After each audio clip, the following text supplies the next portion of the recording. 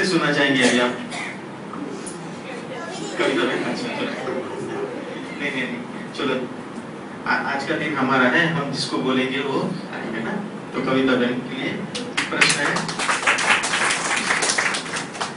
आपने ऐसा क्या देखा इस ज्ञान मार्ग में जो आपने अपना पूरा जीवन समर्पित कर दिया, वो भी इतनी छोटी आयु में? हाँ, बहन भैया अपना अनुभव बताएंगे कि इतनी छोटी आयु में उन्होंने अपना जीवन समर्पित कर दिया और ऐसे को अपने हाथ दे दिया, मतलब अपना हाथ ऐसे व्यक्ति के हाथ में दे दिए जो दिखाई देता नहीं। आज समझो किसी को अपना जीवन समर्पित करना की, तो हम उसको पहले परख लेते हैं ना। शादी भी अगर करते हैं तो कितनी चेकिंग होते हैं, माँ बाप देखते हैं कि भाई ये वो एक लड़का कमाता है, कैरेक्टर क्या है, सब कुछ है। तो हम किसी का अपना जीवन किसी को सौंप दे तो उसके लिए बहुत थोड़ा चेकिंग होती है। लेकिन ऐसी क्या विशेषता थी जो आपने अपना जीवन समर्पित कर दिया? हम जानना चाहेंगे कविता बहन से। अच्छा, जैसे पहले भी ये बात हो चुकी थी, मैंने बताई। एक्चुअली यहाँ आने का कारण ये है कि बचपन से मुझे अंदर से बहुत लगन थी कि भगवान से मिलना। तो जब मेरा ज्ञान में आना हुआ तो उस समय पहले मैंने कोर्स नहीं किया था और मुझे ज्ञान भी ऐसे ही बना, बस जो भाई ज्ञान दे रहा था उसने मुझे सिर्फ कहा कि बाबा आया। जैसे उसने कहा कि बाबा आया तो मेरे पूरे बॉडी में जैसे करंट पूरी में जैसे हिल गई कि मैं जो ढूंढ रही थी और वो मुझे मिल गया। और फिर अभी ज्ञान में चली, बाकी यहाँ पर वो धारणाएं नियम आती होती है वो तो मुझे पता नहीं था, लेकिन बाबा की पहचान थी, बाबा से प्यार था जो मुझे यहाँ पर रोज खींच कर लेकर आता था। तो जैसे मैं रोज मुरली सुनने के लिए सुबह का क्लास करती थी, मैं क्लास में बैठती थी पर वो जो सामने बहन जो ज्ञान सुनाती थी मुरली, वो मेरे पल्ले कुछ नहीं पड़ता था, बस मेरे बुद्धि में यही रहता था कि बाबा। और ऐसे करते करते मेरा मुरली जो है वो भी रेगुलर हो गया और आते ही मेरा अमृत वेला जो फाउंडेशन है वो भी उसी समय पक्का हो गया। माना इन सभी बातों का आधार है बस बाबा का प्यार। फिर जैसे मैं ज्ञान में धीरे धीरे आगे बढ़ती गई तो घर वालों को भी पता चला, बाहर वालों को भी पता चला कि ये लड़की शादी करने वाली नहीं, पर कोई मुझे कुछ मना कह नहीं रहा था क्योंकि मैं चुप थी। मुझे इसमें चलना है तो मुझे युक्ति से चलना है, इसके लिए मैं चुप थी। तो अभी सोचा घर में एक भाई और मैं एक बहन थी, भाई तो बड़ा है तो पहले शादी तो मेरी करानी थी उनकी। तो फिर शादी के दिन मुझे देखने के लिए भैया ऐसे बुलाया था किसी को, और वही दिन था जो मुझे बाबा से मिलने के लिए जाना था। तो मैंने किसी को बताया नहीं था कि मैं बाबा से मिलने के लिए जा रही हूँ। तो फिर मुझे भाई ने बताया कि भाई दादी आई है, वो लेकर जाएंगे, ऐसा ऐसा है। मैं सुन के ही मैं हैरान हो गई कि मुझे अभी तो बाबा से मिलने के लिए आज जाना है, तो अभी मैं करूँ क्या? तो मेरे कपड़े जो धोए हुए थे, गीले सूखे जो आए वो बैग में डाल के बैग भर दी और मधुबन के लिए निकल गई। तो मैंने पहले ये हिम्मत की, तो घर वालों को फिर पता चला कि भाई अभी ये ऐसे करेगी तो कहीं शादी के मंडप से भी भाग नहीं जाए, तो उनको भी वो डर था। इसलिए जो भी आते थे मुझे कुछ कहते नहीं थे, शांति से। तो पापा की भी एक उन्होंने भी बहुत धीरज था कि भाई आज नहीं तो कल वो सुनेगी।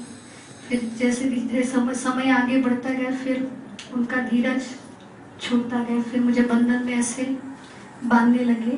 पर मेरा अनुभव यही है कि बाबा से जो सच्चा प्यार था वही प्यार मुझे खींच कर लाया, जो मुझे इतनी हिम्मत। और बाबा के घर में रहने का मेरा कोई लक्ष्य नहीं था, वैसे तो कोई लक्ष्य नहीं था, बस रोज मुरली सुनने के लिए आते थे और बाबा की मुरली। तो बाबा मुरली में ऐसे बातें सुनाता था जो दिल को मेरे टच करती थी, और उस मुरली के अंदर जो धारणाएं थी बस वो बुद्धि के अंदर फिट। जैसे बाबा ने कहा कि कुमारियों को शादी नहीं करनी, तो मैं वही बात को पकड़ कर बैठ के घर वालों को कह दिया कि आपको जो करना है वो करो, मैं तो शादी के लिए तैयार नहीं होगी। तो फिर मेरे सामने बड़ा परिवार भी था इतना बड़ा, और दूसरे बाहर के लोग भी थे जिनका मुझे सामना भी करना था। लेकिन ये मैंने देखा कि जिनसे मुझे बहुत डर लगता था बाबा उनके सामने मुझे कभी लेकर नहीं गए, और दुनिया की मुझे परवाह नहीं थी कि कोई क्या बोलेगा। तो फिर इस प्रकार से भाई कहा कि या तो घर में तो रखेंगे नहीं, या तो शादी करके चले जाओ, नहीं तो यहाँ से निकल जाओ क्योंकि घर में ऐसे। तो फिर एक निर्णय है तो लेना पड़ेगा, तो फिर बाबा के घर में फिर रहना शुरू कर दिया।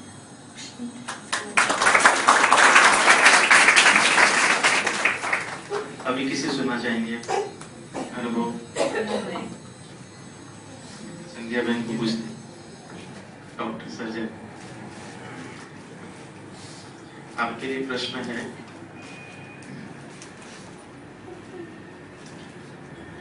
पहले भी आप मतलब पेशेंट्स को ट्रीट करते हो, इलाज करते हो, तो पहले के जो ट्रीटमेंट का और अभी के जो ट्रीटमेंट में, उसमें दोनों में क्या रिजल्ट अनुभव आपने महसूस किया, यानी ज्ञान में आने के पहले और ज्ञान में आने के बाद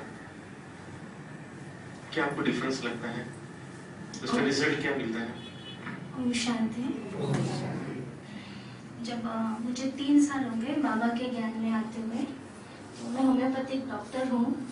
तो पहले ऐसे होता था कि पेशेंट को बुखार है तो पेशेंट रात को आराम से सोता था, मैं जगती रहती कि उसका बुखार उतरे कि नहीं उतरे करके। वो एक रिस्पॉन्सिबिलिटी रहती थी, एक टेंशन रहता था कि पेशेंट को मेडिसिन देते वक्त भी ऐसा लगता था कि मतलब एलोपैथी थोड़ा इजी है कि चलो एंटीबायोटिक्स दे दिया, पेन किलर दे दिया, रिलीफ। लेकिन होम्योपैथी में ऐसा है कि नेचर समझो, उस हिसाब से मेडिसिन दो। तो थोड़ा एक बैक ऑफ माइंड रहता था कि सूट हो रहा है मेडिसिन, नहीं हो रहा है, क्या हो रहा है करके। ऐसे वो टेंशन हमेशा बना रहता था। मेडिसिन भी 10 मेडिसिन सामने है, उसमें से एक सिलेक्ट करके पेशेंट को देना है, तो टेंशन हमेशा बना रहता था। मैं दिखाती नहीं थी, लेकिन अंदर मुझे वो फील होता था जब तक सामने वो पेशेंट फिर से ना आए और मैं देखूं वो ठीक है तब तक। लेकिन जब बाबा के ज्ञान में आई तो ये था कि मतलब एक तो पहली बात कि बाबा ने और भी कॉन्फिडेंस मन में भर दिया, क्योंकि बाबा का टाइटल है, बाबा रूहानी सर्जन है। तो मैं हमेशा वो टाइटल लेके बैठी थी, बाबा आप रूहानी सर्जन हो, मैं मास्टर रूहानी सर्जन हूँ, मैं बस निमित्त हूँ, इस आत्मा को आपको ठीक करना है। तो आजकल मैं देखती हूँ ना, मतलब जब से ज्ञान में चली हूँ, मुझे बाबा टच करता है। अगर पेशेंट भी सामने आता है तो जब तक उसकी आधी हिस्ट्री नहीं होती, बाबा फटाफट माइंड में वो मेडिसिन टच करता है। दूसरा तो मैं आराम से सोती हूँ, कुछ टेंशन नहीं आता है पेशेंट का। No doubt numbers of patients बढ़ रहे हैं। और पहले ऐसा था ना कि जब नया क्लिनिक शुरू किया था, टू बी वेरी ऑनेस्ट, कुछ गलत किस्म के लोग भी आते थे एज अ पेशेंट बन के।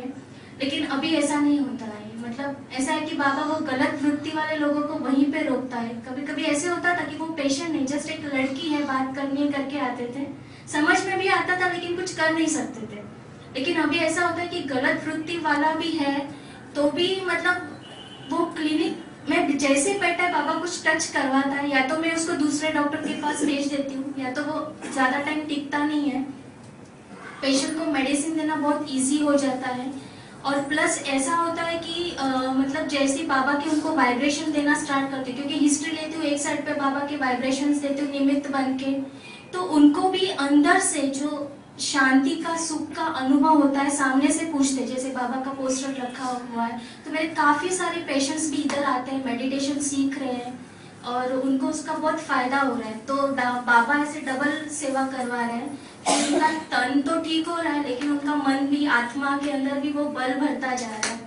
तो ऐसे बाबा ने फिर डबल ये बना दिया। तो नो डाउट इनकम वाइज भी अच्छा हो रहा है और रिजल्ट्स भी बहुत अच्छे मिल रहे हैं। और बाबा उन आत्मा की सेवा करने को भी निमित्त बना रहे हैं। काफी सारे पेशेंट्स मेरे इधर भी मेडिटेशन के लिए आ रहे हैं, तो ये फायदा हो रहा है मुझे। बहुत प्रोटेक्टेड फील होता है कि कोई गलत लोग नहीं आ रहे हैं क्लिनिक में।